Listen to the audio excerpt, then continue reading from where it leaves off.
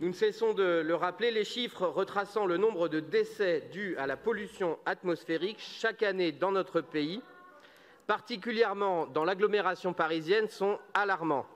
Ce sont 6 000 décès prématurés dus chaque année à la pollution atmosphérique que nous recensons dans la métropole. Ces chiffres nous invitent à agir vite et de façon concernée. Et c'est ce que fait la métropole du Grand Paris. L'objectif partagé est de 0 véhicule thermique dans la métropole à l'intérieur de la 86 à l'horizon 2030. Et une nouvelle étape a été franchie hier dans la mise en place de la zone à faible émission, avec l'application de l'interdiction de circuler pour les véhicules affichant la vignette critère 4.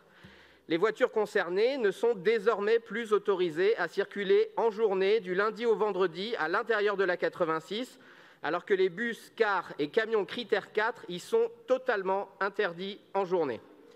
Le déploiement de la ZFE se fait donc pas à pas, nous permettant de tendre encore davantage vers nos objectifs de réduction de la pollution atmosphérique et des différentes nuisances produites par le trafic routier. Les élus écologistes se réjouissent qu'après des décennies d'alerte, cette problématique fasse désormais partie des priorités politiques des élus des grandes métropoles, toutes tendances politiques confondues. Cependant, même si cette prise de conscience semble gagner de plus en plus d'acteurs, le combat pour la transition écologique se heurte encore à des obstacles de taille.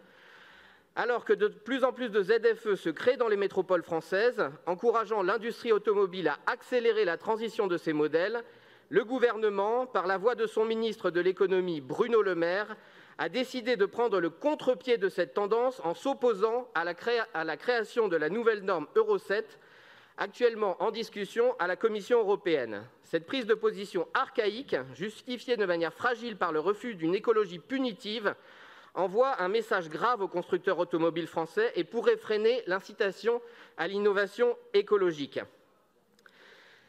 Nous sommes bien sûr conscients que la réussite de la ZFE dépendra de notre capacité à susciter de l'adhésion de la part de l'ensemble des acteurs et des personnes concernées.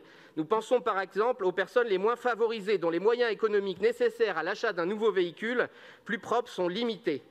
Pour autant, il ne faut pas renoncer à une action volontariste. C'est pour cela, Madame la maire, que le groupe écologiste de Paris souhaite aujourd'hui vous interroger sur les mesures que la ville de Paris souhaite proposer afin d'accompagner la mise en place de la ZFE et encourager l'appropriation et l'adhésion de l'ensemble des acteurs du territoire aux normes qui lui sont associées. Je vous remercie.